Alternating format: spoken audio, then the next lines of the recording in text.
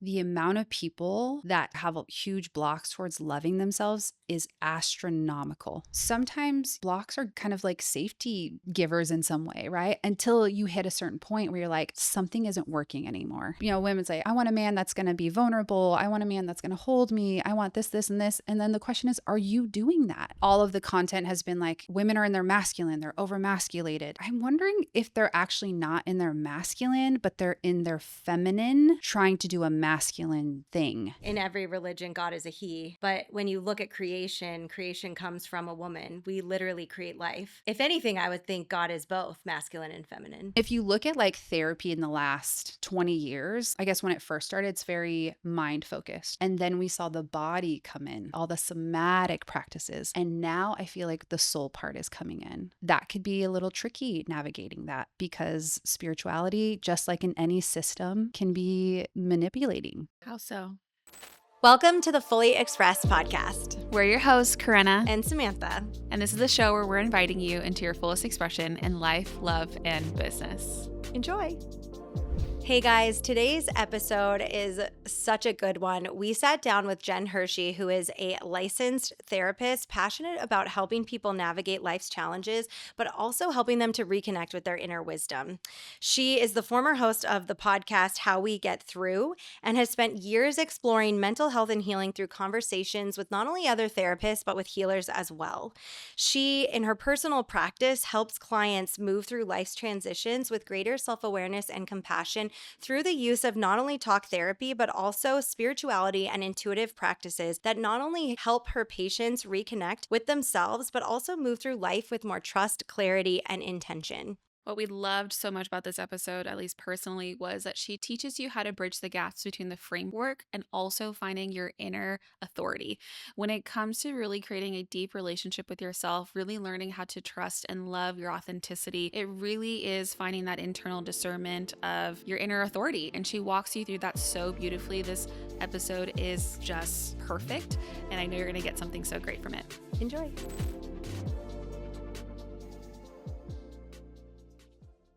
Hi. Hello. Welcome. This is so exciting to be here. This is like in person, live. I know. Have you done it in Real person time. episode, Bray? No, well, I used to have a podcast. I know. All of it's virtual, so I Mhm. just have to worry about the top up. Yeah, I'm like, oh, I have legs. No I got PJ cameras. bottoms today. I No know. sweats. Literally, no Exactly. sweats It's today. like we are in the real world. We are. So, I'm it's so great. excited that you're here today. We're so excited for this conversation because you're a therapist and Yes. you're also very spiritual. Yes. And we're going to talk so much about just like the journey of both to finding your authenticity and also getting to know you more, I love it. which is the best. Yay. So I would love to get started with like my initial question is like, what brought you towards wanting to be a therapist? Well, I actually never wanted to be one. Okay, tell me more. Okay, expand. I did all of the like college or I like worked with a therapist, career coach when I was 18. And the first thing obviously was like therapist. And I was like, nope, that's not fun. I don't want to do it. And then in my late 20s, I was just kind of like working at a hospital, doing things. And I was like, I think I'm ready to go back to school. And so at 27, I went back to school. I got my master's and then started the very long journey to licensure, which is 3,000 hours. And then I had my first baby. She was 3 months and I got licensed when she was 3 months old. And I've been doing a private practice ever since then. And everything, just like myself, has constantly evolved. And it's been such a crazy journey being in the mental health field, seeing what's happening in the world, and then your own personal things that you go through. So it's always been my calling. And I think I fought it for so long. And now that I'm 41, I think I'm really dropping into that this is like a part of my purpose. It's a part of who I am. Like, even if I meet someone at a bar or whatever, I'm like, tell me everything about you, you know? Like Literally the most curious person. yes. And you're also like, let me give you the biggest tricks to like change your world. Yeah. You're like, that's really great. Thanks for sharing. This And is- here's my advice. This is Jen's party trick. If you don't know. Thank you. Yes. Yeah. It's like I want a deep connection. And then I feel like it's like quickly I connect to like soul level and then I just like speak it and they're like, whoa. And I'm like, yeah, but this is not me saying this. You're just opening to be the channel. Yeah. And which is interesting because I never thought I was channeling. And like probably 3 months ago, I was like, have I been channeling? Like, because there's sometimes where I say the most beautiful fucking thing in sessions. I'm like, I mean, it could be a fucking postcard, it could be like a book. And they're like, wow, that was really good. And I'm like, yeah, that was really good.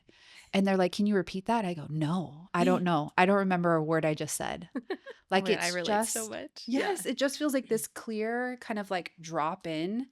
And I do think like it's so important to have a therapist, but it's so important to have your own authority within therapy. Mm-hmm. And so a lot of times, you know, when I'm like speaking these things, I reiterate like this isn't me saying this, Hmm. right? This is something that your soul, that I believe is your soul, and you can take that or leave that. Like it doesn't, I'm not attached to them like, "Oh my gosh, this is the best thing ever," right? Mm-hmm. Because if it doesn't resonate, it doesn't resonate. But I will say like 99% of the time it does. And I think that's reassuring for me of like, oh, okay, something's happening here Mm. that feels magical. Mm-hmm. Like, I don't know how else to explain it. Mhm. Um, but again, I think that has evolved over time as you kind of deconstruct the therapy world and what it is and how to stay in this box. And when you can really be your authentic self, like the connection that grows, the How impact. did you navigate that? I mean, I never went to be school like a therapist, but there's a lot of rules in So therapy. many fucking rules. Yeah. There's so many like this is what you do when someone has this. As a life coach, they teach you these frameworks, right? That get someone through their process. Hmm. How do you navigate that? It's like I tell young therapists, I'm like, you go and learn, and all of this is great. And then you have to unlearn a lot Mm-hmm. because you are sitting across a person that is different and unique, and you have to connect to them, not this like framework or this other thing, right? And so there it's helpful, and we have structures in place like that are very important that protect a lot of people. So it's not all bad, it's not all good, but it can feel just like very restricting and limited. And if you look at like therapy in the last 20 years, well, I guess when it first started, it's very mind focused, right? And then we saw the body come in, right? All the somatic practices. And now I feel like the soul part is coming in. And that could be a little tricky navigating that because spirituality, just like in any system, can be manipulating, right? And so How so? I think I think when I talk about like soul level or spirituality, probably more of like religious or Mm. Christian, not Christian Yeah, particularly, religious. but like whenever we get a system that says this entity is bigger than you or better than you, I should say, or has authority over you, I feel then we discount our own authority, and then we don't take responsibility for ourselves. We don't take action towards healing ourselves. Like I feel it's almost this like giving up. And I think when we can switch that authority Mm. to ourselves, like God or the universe isn't above me, I am it. There's a Mm-hmm. neutrality there that you have so much more room to be curious about, right? Because if someone knows better than me, then I will always be on the out. I will always be less than, right? And I think Mm-hmm. especially for women, we're constantly fighting that less than narrative. And also they're the most spiritual people on the planet, right? And Mm-hmm. so I think it's like, how do we kind of own our own spirituality, our own selves as is, and not having anything like come before us? This is so I'm like, what strings do I pull? Um, I mean, I love that you brought this whole like neutrality of you are God. I mean, we believe that so deeply. But how does talk a little bit more about like giving not giving your power away, but you were saying like authority over. What does that mean? Because I think especially when you look at religions, there is something to look forward to when you're giving your power away too. But what does that mean? And how do you like create a relationship with God Yeah. while also still believing that you guys are the same? Yeah. I mean, I have done this numerous times, especially in my own like spirituality journey over the last 3 years. I'm like, I want this tarot reading. Tell me about this. Have this psychic reading, like blah, blah, blah, blah, blah. And I fucking loved it. And I always gave my authority to them Mm. every single time. I'm like, well, oh my gosh, you know that? You know that's going to happen to me? Wow. And I don't have, and that means you're better than me and I don't have anything special. And I think that's where I learned the most of like, oh, I have just been giving you all of this authority and not taking responsibility for my own life or my own giftings. And listen, I do fucking tarot readings, right? Like I love it. But I think even in the therapy world, it's like, I'm here to help you gain your own authenticity and authority back because I've had to learn that. Right. And that's where I can, again, make the best decisions for myself and actually lead myself. You know, we have people we're in relationships, I think, to activate us, to like help us grow. But at the end of the day, like it is our decisions, right? And it's our, I think, again, I keep coming back to that word responsibility, but I think it's very powerful when we can do it in an empowering way, not a shaming way. And again, I don't know why I'm thinking about women, but women, I think, well, it's my fault I did this. It's blah, blah, blah, blah, blah. Okay. But what if you have the power to change it? What happens then? Right? If you could kind of like bring it into a neutral space, okay, this happened. What do I want out of this? Right? Where do I want to take this? If I have this tarot reading, okay, what resonates with me? What doesn't? Why do you think we have such a deep programming of giving our power away? Patriarchal lens. Because I think it's interesting. We identify God as a he in everything. In every religion, God is a he. Yeah. But when you look at creation, creation comes from a woman. We literally create life. Yeah. So the odds of God being a he, if anything, I would think God is both masculine and feminine. But I just think it's so interesting because I feel like you're mentioning women, especially giving their authority away. And I'm curious. Yeah. I mean, you say patriarchy, but can you dive a little deeper into why, or maybe what you see when you work with women specifically? Yeah, I mean, there's so many factors, right? But I think women are so much more community focused, right? Where, of course, okay, everything I say, like I read a book, I saw a TikTok, guys. Okay, I saw a TikTok, and somebody was saying this, but they were talking about like men spiritual leaders are always kind of like give back or like think about others and all these things, and women naturally They do innately that. do that, yeah. And they need to actually do the opposite. So I think that's why I'm kind of hitting on women of like taking back their power, taking back their authority, because we will naturally care for everybody. Everybody, because it's in the way that we are wired, right? So to really like care for ourselves, it has been deemed selfish or you're I don't know, just too self-involved, blah, blah, blah, blah, blah, right? And so it's really kind of changing that narrative from a different lens of like, what would happen if we cared more about ourselves? We're not going to not stop caring about other people. Right. It's not even going to be an option. We can't. Yeah, exactly. It's so hard for us to even do that. Right. So that I think is that other piece coming online. And you've seen this huge awakening for women this last, I don't know, 5 years. In business, in relationships, in all the things, in parenting and motherhood. Like we're kind of like, wait a minute, what about us? What about us? What about me? What's important for me in my life? And you know, when you come from that place and from a place of love, it impacts the people around you. So how could that be bad? How could that be wrong? And how could that be selfish? How do people work to unlocking that for themselves? Sometimes, obviously, we have blocks, right? And sometimes a good question is, what is the benefit of that block for me? Right? Like, does it help me ignore my body? Does it help me ignore the shitty things in my relationship? Does it help me ignore my fears in parenthood? Like sometimes, you know, blocks are kind of like safety givers in some way, right? Until you hit a certain point where you're like, something isn't working anymore. So if you want to change anything, the first step is like, what is this giving me first? And what am I not willing to kind of give up right now? Or can I be honest with myself that like, ugh, I don't want to focus on me because my body just doesn't feel good. Like I feel a lot of shame. Or like if I focus on me, what does that mean in my marriage, right? Does all of the things in my marriage shift or my relationship? Like it can be really scary for a woman to change at any point in her life, but especially in this like midlife time where you've built a whole life. Mm. Okay, because I'm divorced.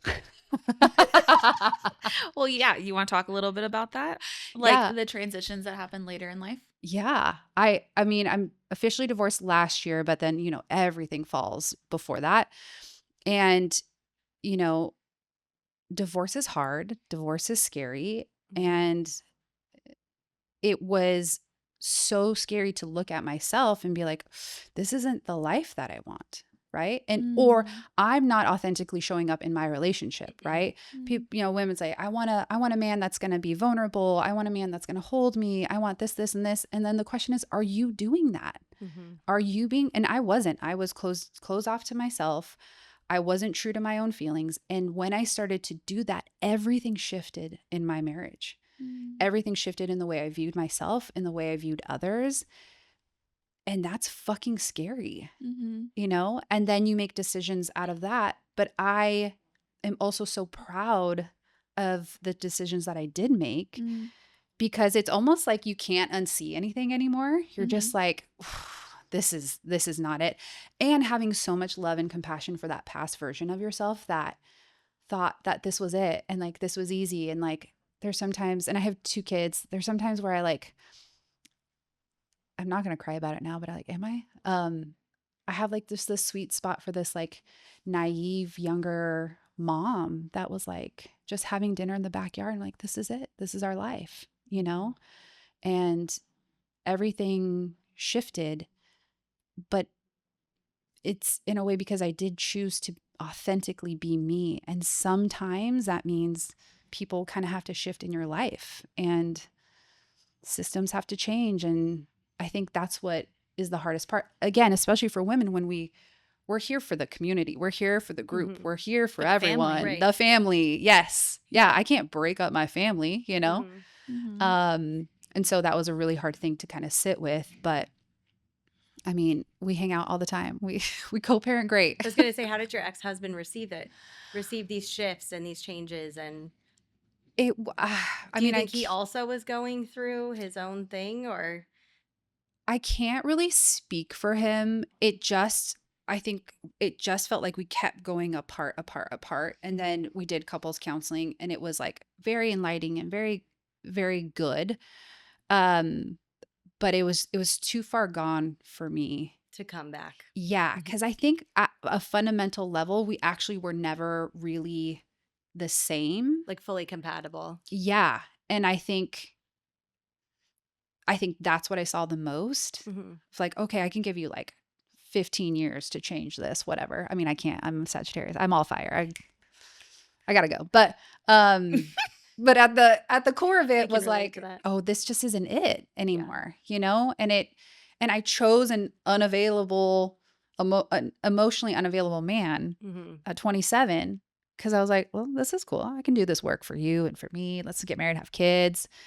And we did it. But I was emotionally unavailable, right? It's not just on him, but it's like, again, when you can take that responsibility, that's where I was. And then I shifted and nothing else really shifted with me at that level. And that's okay. But that was a hard choice to make. But it just didn't feel right anymore in our relationship as this is as a marriage. We're great co-parents. We work really well together on a lot of different things, but the actual relationship, the depth of that just wasn't there.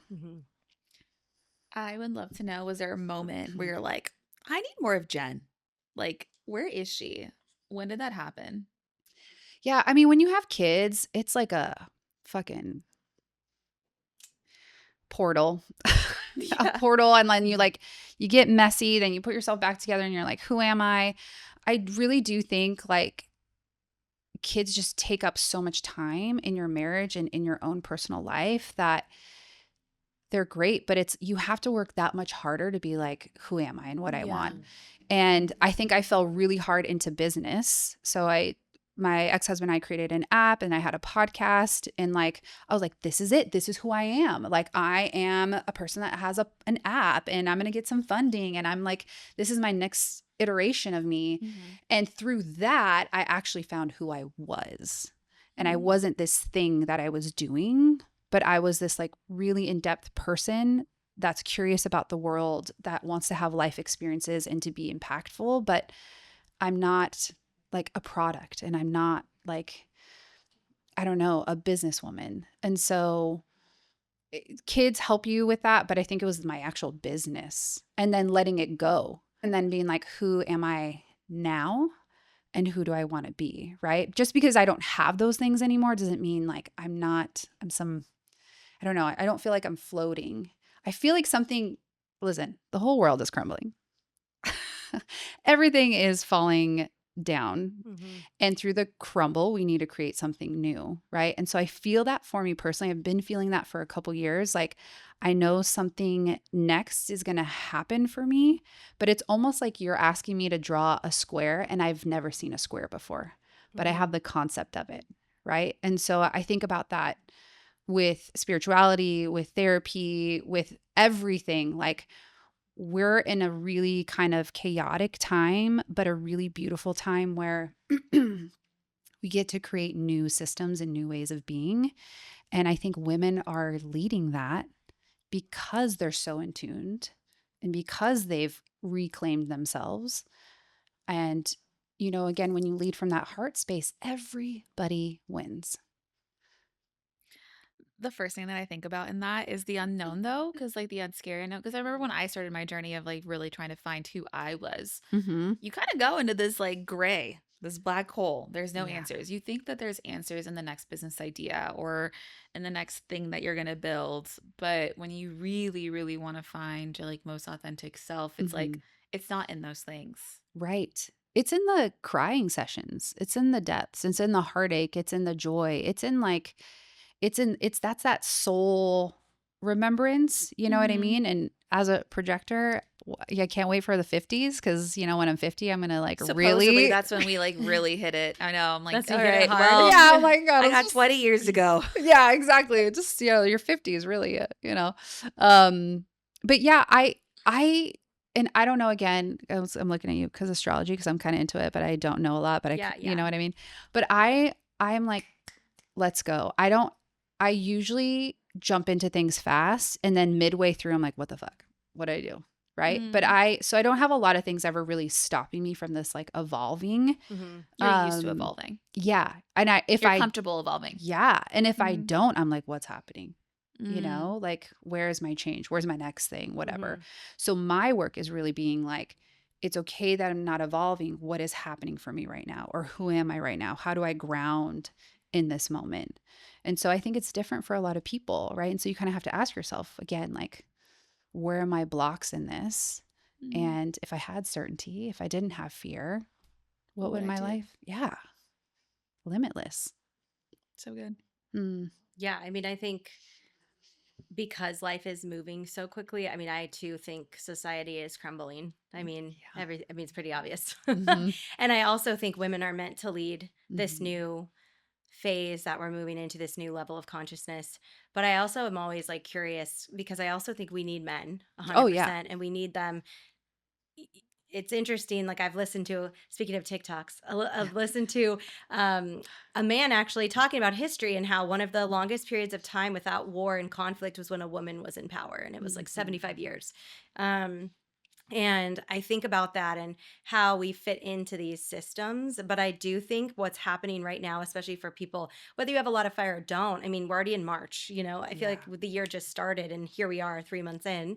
And I think that the Insane. more we can tap inward and become more grounded and just really like center ourselves in the chaos, I Hmm. think, I've said this so many times previously, but life will only get better for you if you're aligned with your own integrity and truth. Like Yeah. even though it's burning down around you, like our lives just get better and better and better because we're not affected, we're not influenced by the external. And I think Mhm. that it's okay to not know right now because we don't know. Yeah. I tell people sometimes, like, I guess from an astrological viewpoint or even just a consciousness shift, I often think that there are people right now like you, like us, Mhm. or we're doing what we're meant to do, but also there's a version of us and a level of us that we haven't unlocked because we can't imagine. It's like exactly what you said Yeah. about the square, Yeah. is that I think where we are going, we have never been. And so we Mhm. cannot even actually conceptually fully understand consciously Mhm. where we're going Mhm. yet. I think Mhm. that it's being received, but as you said, like we have to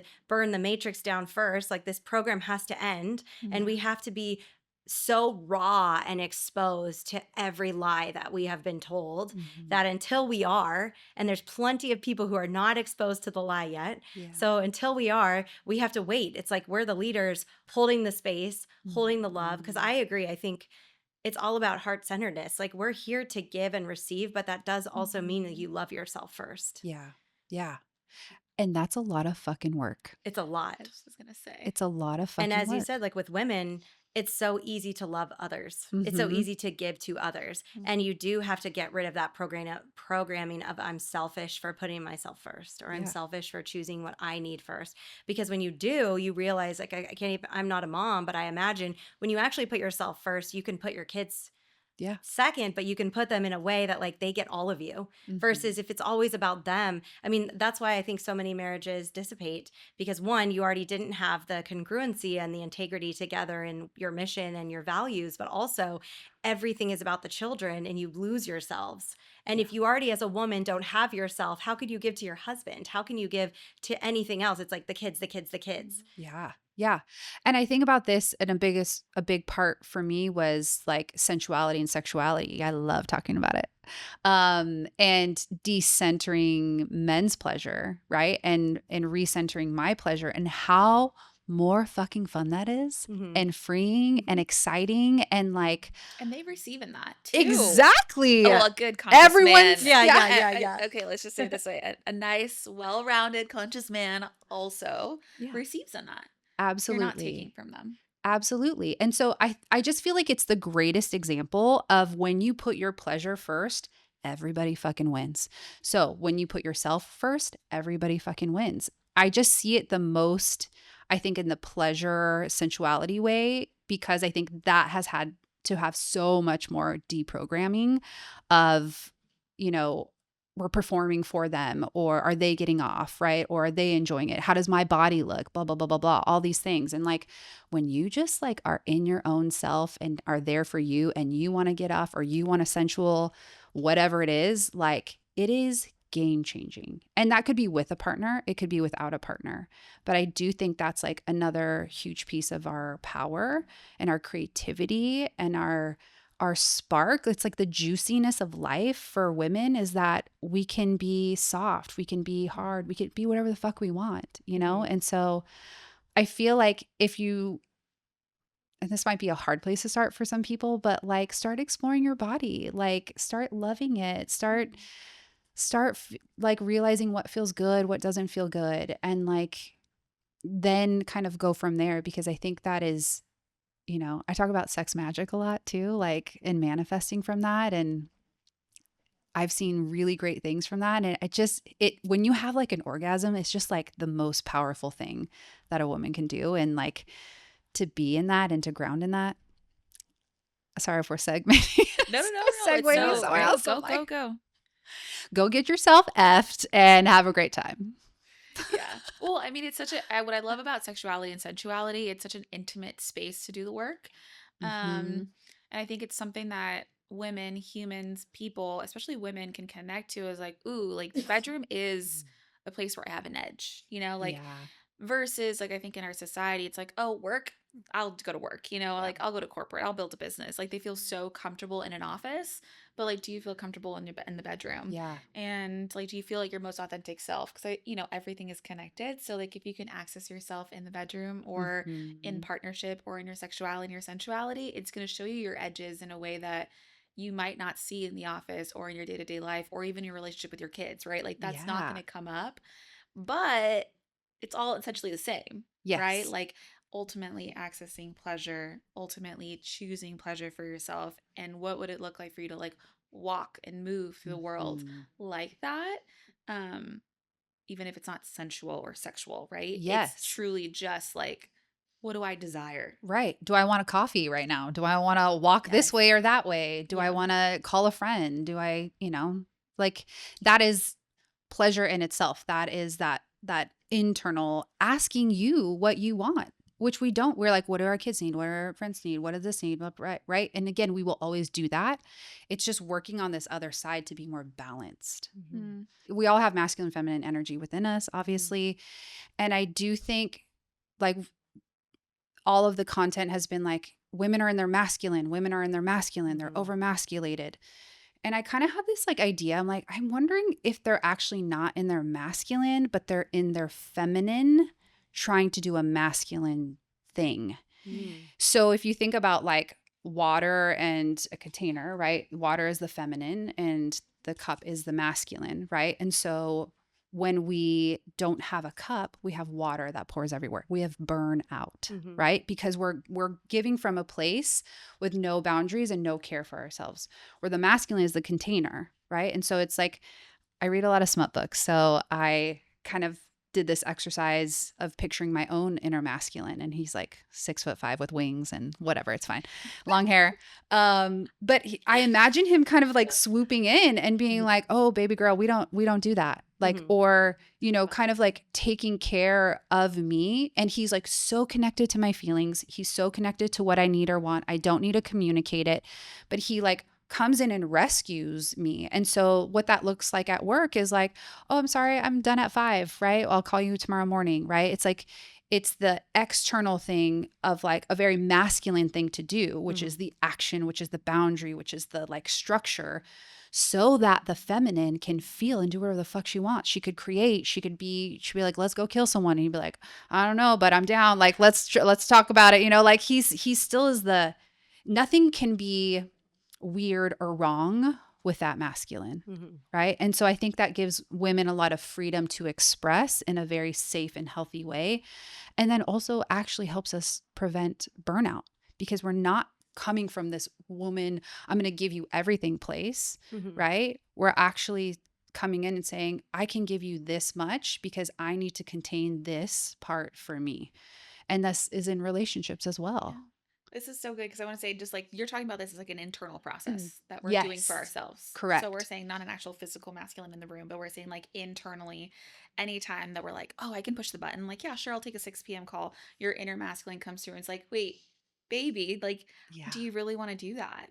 And it's like, I remember when we talked about this at our dinner. So, like, Uh-huh. it's such a loving way that the masculine comes in and protects you in your internal worlds. Is that what Yes. you're saying? Yes. It is an internal job, right? But I do think sometimes it's helpful to like give your inner masculine or inner feminine like an archetype or how would they look? How would they approach you? Do they call it, mine calls me baby girl, like, does he like come in and swoop and save you? Does he like pick you up and like throw you over the shoulder? Is he very playful? Like, it's just, I think, really helpful to kind of really ground into these archetypes that are in us, right? But it's like the ultimate mother in Yeah. healing, right? It's like she knows exactly what you need at any time at any moment because she's so connected to you. And so I think this is just another beautiful internal exercise for women is like because we do need men. Yeah. We do need men. It's not that like women are off doing their own thing. And so we need this masculine piece of us, right? We just need to be put on their dragon. You know what I'm saying? Like we just Fucking need to ride ride on the that shit. dragon, you know? You guys read similar books, so Ride that dragon, girl. Yes, exactly. And then so look at how Or throne. playful. We won't go into that Yes. scene. Yes. Oh my God, so good. But then look at when we feel safe enough, then we can play. Yeah. We can banter, we can have fun, we can flow more easily because we know that we have that safety in that container. And so it is I think like if you're looking for a relationship or if you're in a relationship, I think this exercise is very healing. Like, how would my masculine show up for me right now? And then you come from a place of not needing something from someone, but like I want to share with you what this was like for me and what I'm going to do about it. And then also what I need from you. Mm-hmm. So it has helped me kind of like conceptualize and visualize my own container, my own masculinity in a really hot, sexy, fun way I love and it. healing way. Yeah. I think even if you have an open hearted, like supportive, emotionally available partner, you still should do that. Like you Yes. should always, I think, come back into yourself first. And Mhm. then you can bring that. And then, yes, you're received so beautifully because you have this partner who wants to be there Yeah. with you and see it. But like when you can show up with that in yourself, then you're also, it is like you said, creating the cup for yourself so that Mhm. even like even emotionally available men are not always there, like they have their own shit going on. So I just think it's like so important. I think that's such a beautiful suggestion for all women, for Yeah. anybody and Yeah. men. And men. But men can, well, maybe some men want winged men too, Right. but it could be, Whatever they want, their yeah, inner masculine. I mean, they might yeah. have a wounded masculine, right? So, like, what does it actually mean to be a masculine man? And it's not going to be macho, but I the feel like inner, that's a big question that men That are is struggling such a with good right now. question to ask. And I love this practice too for men because it's like, yeah. well, I think a lot of people look to like the father figure. Hmm. I think a lot of men want their father, they don't realize that they're looking to their father for Yeah. that guidance. But yeah, wow, that's it. I just like blew my mind a little bit. Yeah. And I think the answer is, or the question for men is like, what emotions am I afraid of?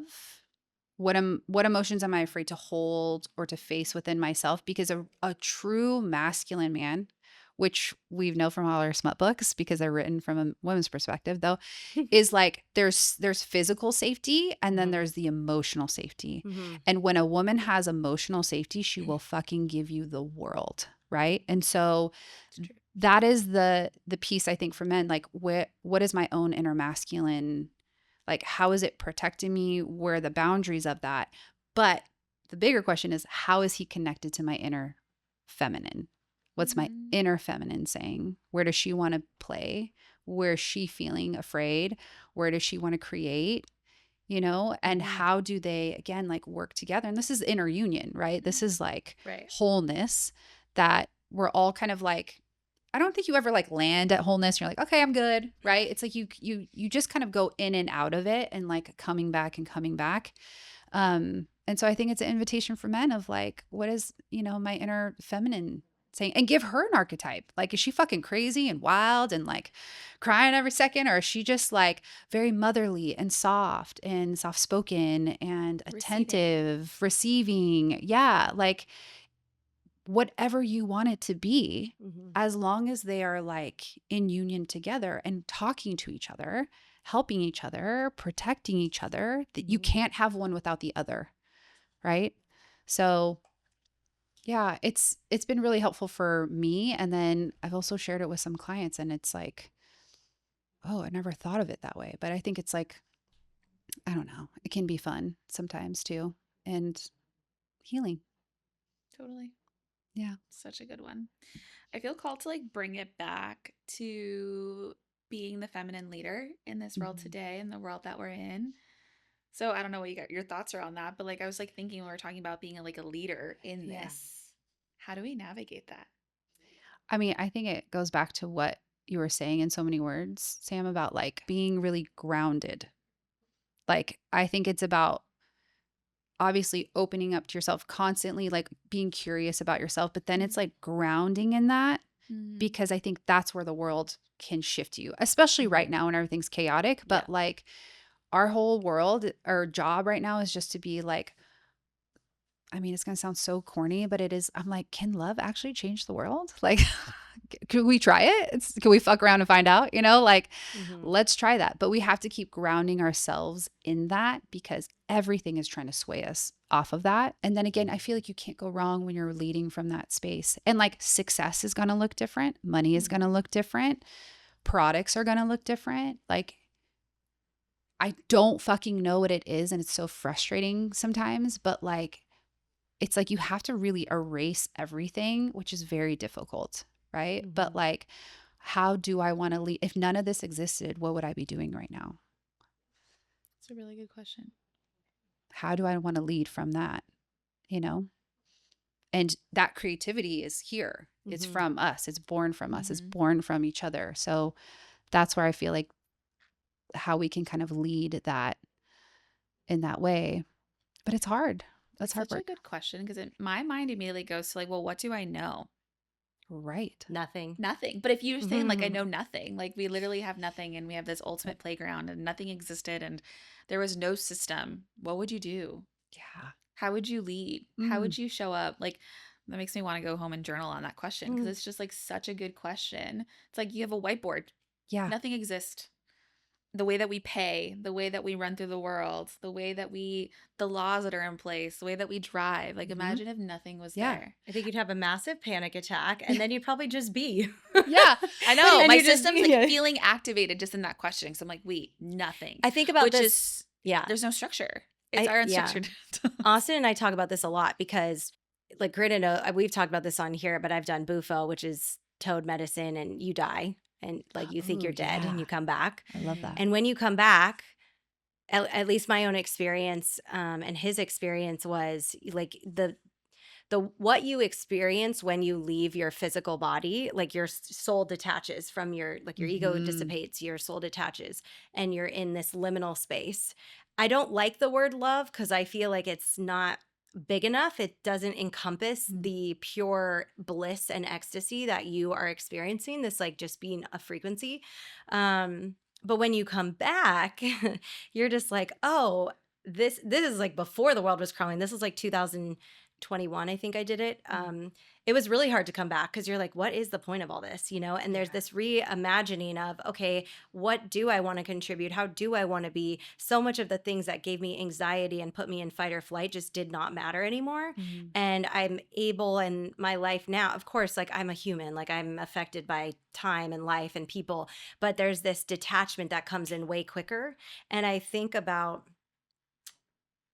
the question Austin and I talk about a lot is like what that exact question, like, okay, if we know that this is an illusion, like we believe we've chosen to come here at this time Hmm. and be heart-centered beings and hold this vibration. And personally for me, I feel like the purpose of us to be here is to be love, period. Like if I mean, Gandhi said, if you want to be the change you want to see, like you just have to be.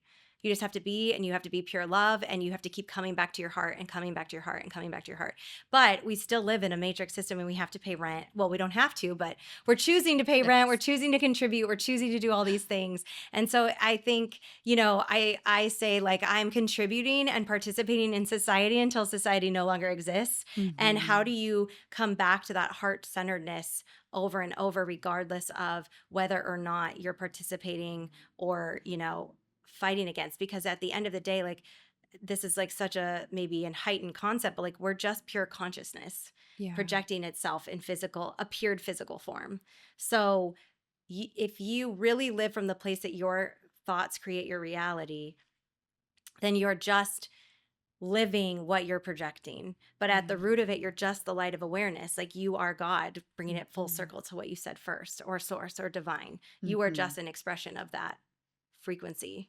And so, yeah, I get why you're in a place of like, well, I don't know where we're going, because that's what it feels like this complete unknown of what are we without all these systems, without this projection that we've all agreed upon to like come and be a part of.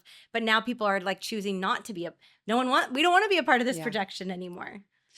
And I think what's an important thing that you named is that this idea of love. And because I'm in the industry that I'm in, the amount of people that can't or have huge blocks towards loving themselves is astronomical. So when I say love, I'm getting like really like I could cry right now. Um so when I say love, like it is like the purest form of seeing oneself fully with curiosity and understanding and compassion that they can't seem to do outside of themselves in that moment. And so when I'm like, can love change the world? And when I see it happen in session, it's like, I'm like, you're doing a great job. You're perfect.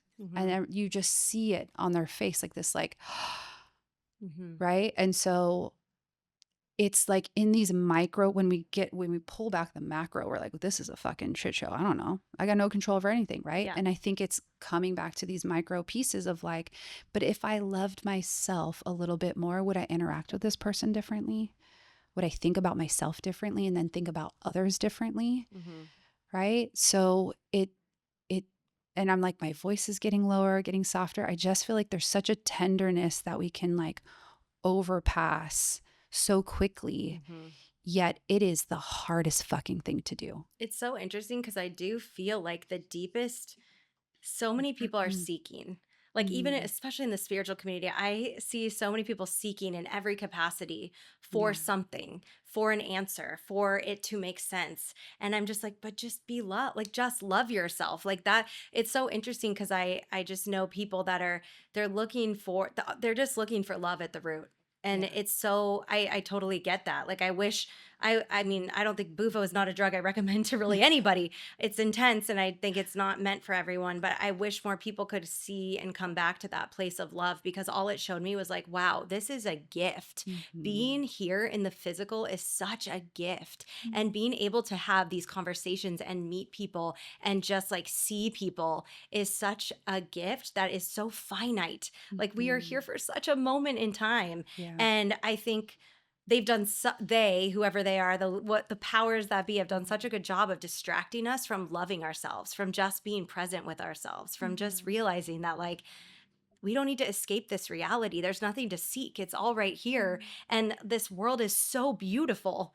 Like, there's so much beauty around us in every little moment with the people that we're with. Like, I wish more people could hear, like, when someone's on their deathbed, they're not like, wow, so glad I made that $1 billion or that 100K or whatever. They're just like, wow, I wish I spent more time like with my children. I wish that I appreciated every little moment of their laughter, of their smile, of their, it's so interesting. I'm curious, like, how do you get people to see that love for themselves? Because I think that is the biggest wound that is like plaguing us as people.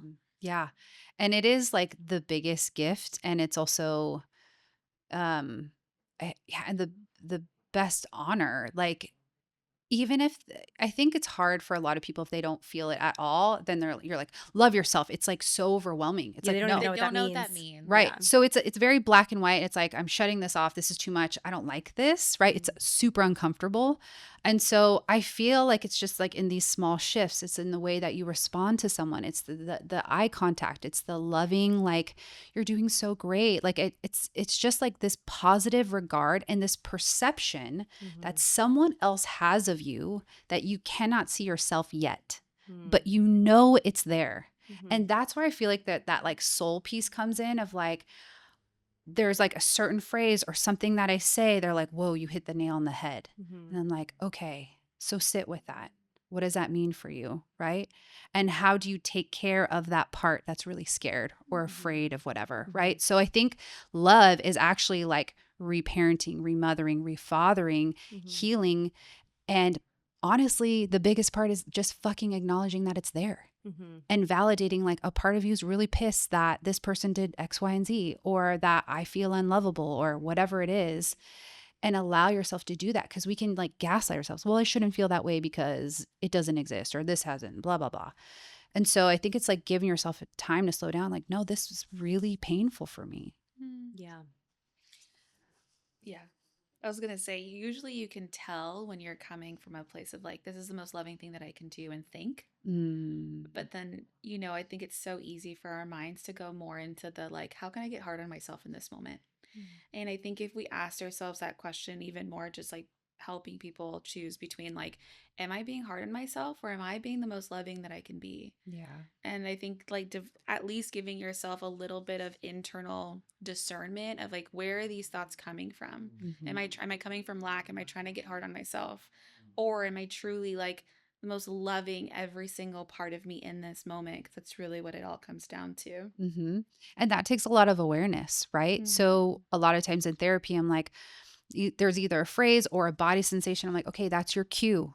That's your cue that you're starting to shit on yourself, right? That's a cue that you're starting to really kind of like harden around you. So notice that.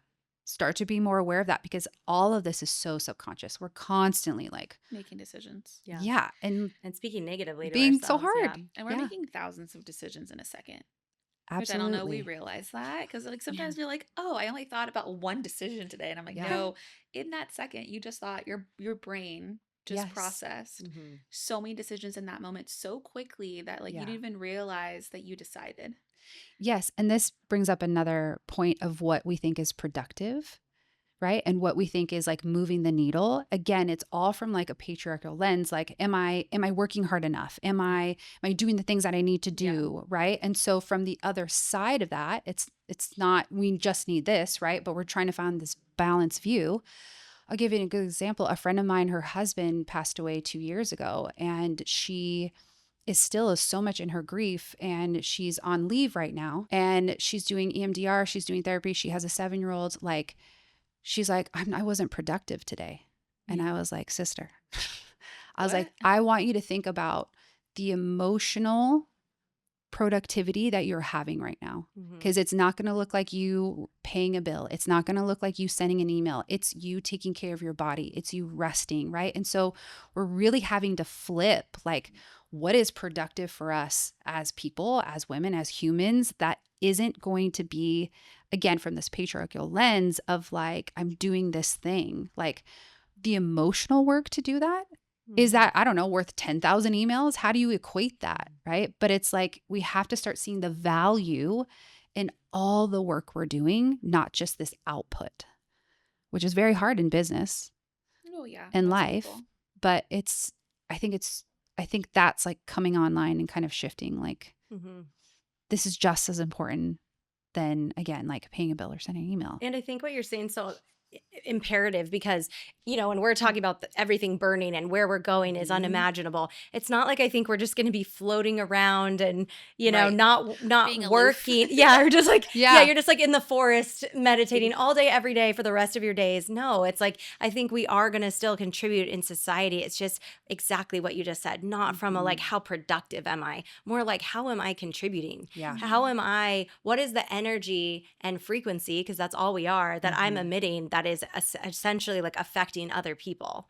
And I think that Mm. right now, we just talked to Casey Lum about a no buy and going a year without buying and the power that that created, because it literally broke the program that our worth is in what we buy or what we wear, Mhm. and how this whole system is built on us contributing to it over and over with Yeah. money, with Yeah. buying things. And I think we are still going to contribute. Like, we're not here. I think you're saying the same thing. Yeah. Like, we're Yeah. not here to just like sit and do nothing, but it's understanding that, one, our worth is inherent just because we are here, Yeah. just because we are. And Mhm. that you contributing is from a place of desire and creativity and that container where you get to flow, versus like, oh, I made 10K this month, or I put out Mhm. 10,000 emails. I'm productive. I'm enough, Yeah. And I Yeah. love that example because it's a beautiful telling way that this shift is happening in so many layers, Yeah. right? She's talking about clothes Yeah. and fashion and Mhm. money. And I'm talking about like emotions and spirituality. And it's the same same. thing. Yeah. It is the same thing. It's the same Mhm. blueprint of like, this doesn't feel like it should, or it doesn't feel good anymore, right? So like, what is the shift? What is the change? And I think that's that unknown of like, I don't know what the future is, but I know it ain't this, right? And so we're kind Mhm. of just like ushering ourselves forward, Mhm. and the courage to do that, the bravery to do that, to say like, this doesn't work for us anymore and I don't Mhm. know what's next. Like, fucking badass. We're doing great. You guys are doing great. Yeah. Yeah. I mean, this is the place to be in. Yeah, Ultimately. we chose it. I mean, I some mean, like, people think I'm the crazy, but more I don't care. I'm just like, I'd rather be crazy than be stuck in the matrix Mhm. system. I want to talk a little bit about like this love and seeking. Mm, Like the balance between like loving yourself and seeking. I yeah. mean, I think there's so much information out there right now where we're constantly learning new things, new health trends, Ugh, new yeah. information about the universe. And like, I want to talk a little to like, what is the balance between like, look, I'm good. I don't need to know all that stuff in order to feel safe. Yeah. Or I can also see like, I want to learn those things because I find myself in learning more things. Do you hear what I'm saying? Like I'm saying like Yeah. there's so much information out there. TikTok, new trends, new things about our health, new things about the universe, new spiritual things that you haven't learned yet. Like there's this constant desire for more information. I do think we find ourselves in more Mhm. information. Like, okay, the more that we learn, the more that we have to digest and like see does that resonate, does not resonate, Yeah. versus something that I dabble in more. It's like, why am I seeking so much information? Why don't I just Mhm. be? Yeah. But it's so exciting and so thrilling to learn more information Yeah. because through more information, I find myself. Do you see like the contradicting Yeah. thoughts and paths in that? Yes. Yes. And I think it's all like a spectrum. It's linear in some ways, right? So you're on this path, you're learning, and then at some point it starts to feel overwhelmed. Some point you give away your authority. Some point you're feeling more stressed out and you're like, how am I going to integrate all this? So again, those are cues. Then you pull back because you want to kind of land somewhere in the center because yes, we need to learn and yes, we need to ground and listen to our own voice. And so again, it's just this invitation to be in the flow and notice where you start to like Give your authority shrink. away. Yeah. Yeah. And we Mhm. talked about that the other day is like, Mhm. I'm like, stop reading shit for like a day, you know, Yeah, like, that's so funny. That brings me back to that we were yeah, talking about. like Yes. you don't need to learn anything more right now. Right. Mhm. And you have everything inside of you. And I think that's an important part of why we need community and people. And you do the same thing for me, right? It's like Mhm. you get these people that kind of pull you out a little bit and Mhm. like, you know a lot, right? And so now this feels like this isn't resonating with you in the same way in the previous purpose that was there to Mhm. begin with. Mhm. So again, nothing is good or bad. Think of Mhm. everything as neutral and everything kind of like on that scale. And so you just want to keep pulling yourself back to the middle. Same thing with the masculine and feminine. We're just pulling ourselves back to the middle. Yeah. We can't live in the middle. Yeah. It's impossible. We are pulled in so many different directions. I mean, how fucking boring would life be anyway if we weren't, right? Yeah. So like, That's so good. As a Libra, all I can think about is balance. yeah. And Agreed. that's so again, like personalize that, right? Like, No, totally. I just think it's permission too, because I think when people go on this journey, they yeah. realize they are on one spectrum, right? They've been in the extreme of whatever thing they're healing or working Yeah. in. Then they go to the other extreme, and then they're like, "Wait, how do I only find my middle? Like I've been told middle is good." Mm, But you just gave everyone permission to be like, "You're never always going to be in the middle. You're just no. going to constantly be reorientating to the new information that you've got." Mhm. And it's this constant internal practice of that. And that's growth. Yeah, totally. That's evolution, Mm-hmm. right? That's because that middle becomes like different and a different color and it morphs and like, Mm-hmm. but you feel better because you went to one side and you're like, oh, I learned this about myself. And so I'm going to pull it here. Mm-hmm. Like, it's gorgeous. It's beautiful. It's how it's supposed to be, Totally. you know? I want to pull the thread on having community or like Mhm. the reflections in the mirrors. I mean, we Yeah. talk so much about how being in relationship to one another is the most beautiful evolution that you could ever be in. And Mhm. can you talk a little bit about the importance of that in our growth? Like, Yeah. it's one thing that you're reading all the books or like you're listening to all the podcasts on your own, and it's so easy to consume all that information. But there's nothing like someone seeing you in your Mhm. process and like either calling you forward or calling you back into your body, your space, whatever. Mhm. Yeah, I think community is more important now than ever because we've slowly like it's like the frog in the water where it's boiling. We've slowly isolated ourselves more and more and Mhm. more and more and more with technology, right? So, and I feel like There's also uh more technologies here too right now. right, but I feel like I can't like it's like it's not law of attraction. I don't know. It's like the balancing of things. Like the more technology, the more need we actually will have for humanity and physicality and community. Mhm. So it's not that like tech's gonna take over because our human side's gonna be like, okay, but where are my friends? What am I doing? Like I'm like alone in my house or I'm Yeah. like only on Zoom or like I need this like in-person connection. I think we're gonna start craving it more and more. And again, we're building something new, right? So I feel like we're kind of balancing back into that. And it is so important, whether it is in therapy or it's in a group of women that you trust, or if it's like an astrology reading. I don't know. It's just like what human design, whatever you can do to learn more about yourself and to connect with other people, like it's the fucking best. Mhm. Like You think about like when you're having a hard day and you want to like go for coffee with a girlfriend and how good you feel after that. Like we need this human connection. And so I think we're going to start craving it more and more and more. I think it's only going to get bigger. So Amplified. amplify that shit. Well, in history too, women were always together. Right. I mean, we Circle it always up. operated together. Yeah. Yeah. Totally. So it makes sense. Yeah. I think too, like I love, even with astrology, I mean, I love Mhm. astrology and I believe in it. I also think, like you said, it's all just a tool to help you go inward, and then you can trust yourself. You Yeah. can learn more about yourself, and then you know when you're meant to absorb something or you're not. Or there's so many things I've listened to. Like, I mean, I've been on a spiritual journey for a long time. Mhm. I've read so many books, and I can go back and be like, oh, that actually opened my mind in this way, but the rest of it didn't resonate, or this person resonated at one point, and actually now I feel like I've evolved into a different version of me that doesn't resonate. And I think it's okay to like change your mind about how you feel about someone that you looked up to or thought a certain way about, or you read a book with information and you're like, yeah, this hits, and then 3 months later you're like, actually I don't resonate with that at all, you know. Yeah. I think that's also the gift in giving yourself permission to evolve, like you said, to be in that space of, I mean, even for me, I love questioning and absorbing and thinking about all these things, but there's also a part of me sometimes that I'm like, okay, I'm good. Like, I'm Yes. enough. I haven't read a self-help book probably in 2 years because I'm just like, I got it. I'm cool. Like, if I need to, if I feel called and something finds me, I would totally read it. But I also think like I know myself enough that I can trust I could go inward and figure out what needs to be felt, heard, said. Yeah. I have not read a self-help book in ever, maybe. Like ugh, Yeah, maybe I decades. I mean, can't. probably more Yeah. than 2 years, but yeah. Yeah. Yeah. And again, it's that authority, Yeah. right? Like, is this too much? Do I feel good? Do I not? And then Yeah. sometimes the best book is community. The best way to learn things about yourself is through other people. I also think you can't hide yourself as much in community, like in person.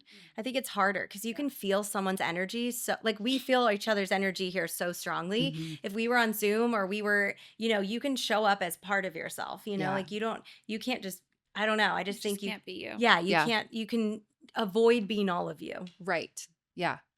And that's really scary too, right? Like, how do I show up as myself, or what part is showing up? But it's definitely needed. So, So good. yeah. Thanks, guys. Wow, I'm loving this conversation. I'm like, we could do 2 hours. I know, I just just go, looked go, at go. my phone and I was like, no, it's over. No, it's not It's over. over. We have one more question though. Okay. Okay. So the big question that we'd love to ask you, or like the number one question, is like, you shared so much about your journey. Mm-hmm. You've also shared so many tools, but I'd love to know, where in your life are you feeling called to be more fully expressed? It's gonna be life, that's love, or good. business. I feel like love and like relationships, as I'm looking for a new relationship, I think is like, I mean, I got out of that relationship to be in a different one. And I think that has been like really pushing me and challenging me. And I think a lot of times too, when we have like a bad breakup or a divorce, we're like, I'm never going to be in a relationship again. And it's like, that's our fucking playground. Like, that's where we learn, that's where we grow. And it's hard and it's beautiful. And just like community, it's so needed. And so I'm really kind of growing in love and like, what does it mean to love myself? What do I want? And what do I really want? And then how do I actually express that fully? And I think a lot, again, is in the sexuality, sensuality, but then also my emotions, like to fucking just let it rip, because not that I don't care, but I have this holding of self. And so whoever is on the receiving end of that, can they hold that or have that boundary as well, without like judging it or shutting it down or invalidating it, and just like letting it be. And that has been the most powerful experience of thus far in my 41 years, and the most freeing thing. And so, yeah, I think to authentically be all of me, which is easier said than done in an intimate relationship. Love that. Yeah. I'm so excited for you. Thank you. Yeah. He's coming. It's such a yummy feeling. Yeah. And also like you said, it's your playground. It's that like that next level of growth. It made me think of women that never marry or like never date again. I'm like, you've only met one part of yourself. Like you haven't really got to see this beautiful expanded version of you that is so available to you, but it's only through relationship to others. Yeah. Just wild. I know. But it's the most beautiful, magnificent thing. It makes me think of heaven in a lot of ways. It's like, no, this is what we were meant to receive. Yeah. This is why we want to be in a relationship with another person, the masculine or whatever you choose. But, Yeah. I love love. Me too. I love I love. love love. But you feel it, you go through the muddiness with them. That's how you access that level of love. Right. And they activate something within you if you're ready for that, But again, that comes back to that responsibility. If I want an emotionally available partner, I have to be emotionally available. So what does that look like? Yeah. And on that note, thank you so much for coming on the show. So awesome. Thank you for having me. Yeah. We hope you loved today's episode and that it sparked something in yourself on your journey to becoming more fully expressed. Don't forget to check the show notes for all the details and resources from today's conversation. And if you enjoyed this episode, please leave us a review. We'd love to hear your thoughts and takeaways, as it really helps us to create better content that actually serves you. This week, we invite you to show up even more as you. More honest, more real, more expressive in your life and business. And we'll see you on the next one.